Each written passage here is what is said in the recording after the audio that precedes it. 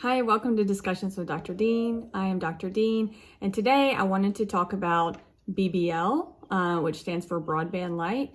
Also wanted to talk about red light versus infrared light. I felt like this all kind of went together.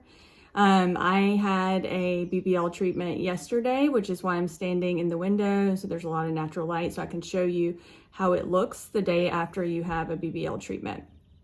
Now, I've been asked a lot lately about red light in particular, and I think there's been some confusion from some of the patients regarding red light versus infrared light, and these are different. So I'm going to talk about the differences between those, and then I'll kind of tie it into how red light and BBL go together. So let's just start with red light versus infrared wavelength. So red light is a visible wavelength of light. The visible spectrum goes from about 400 nanometers to about 700 nanometers.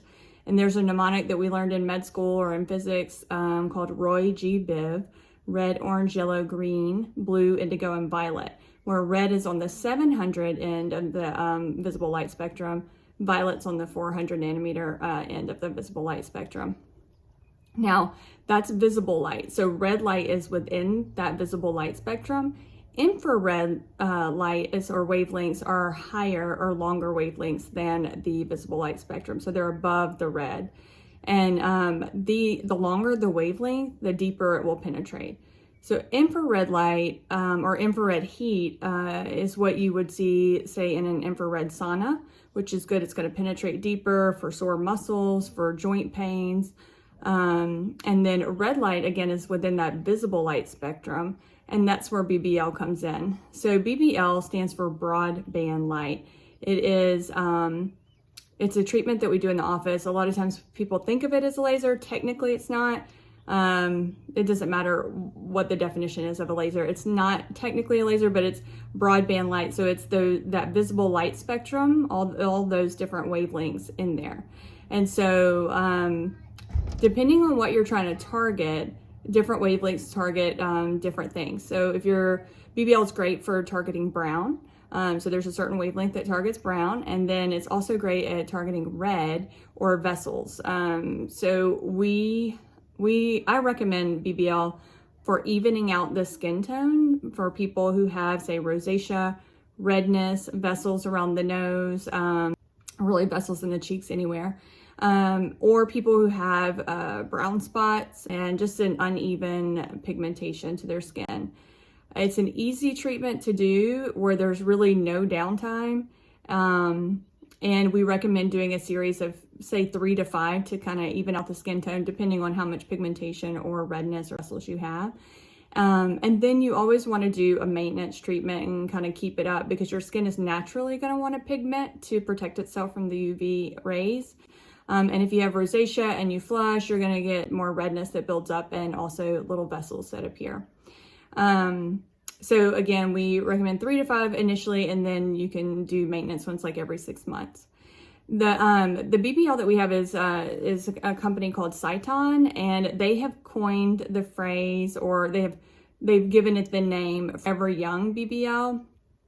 And the reason they do this is because they noticed that people who were getting maintenance BBLs over time, their skin just looked younger. It reflected light better, looked more dewy, and so they call it the Forever Young BBL. So when people ask me about red light, I don't really say, well, red light, yes, only that wavelength specifically is good for anti-aging, but definitely the BBL with the broadband light and the different wavelengths of visible light can definitely make the skin look younger. And just taking brown spots off somebody's face can really make them look about 10 years younger.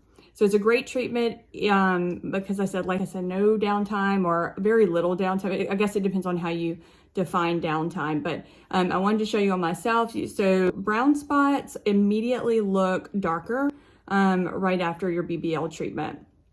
You might be a little bit red from the heat, especially if you have rosacea.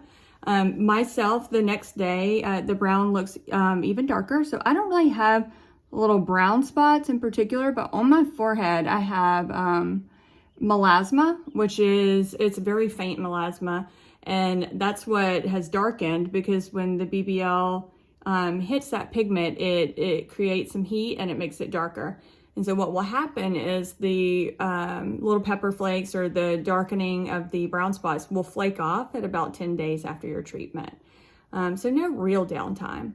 And that's it. It's an easy, like I said, it's an easy treatment to do, and it's good for all skin types. You just have to have the appropriate settings, because lighter skin with brown spots, you can be a little bit more aggressive, but in patients with darker skin, you have to be a little bit more gentle.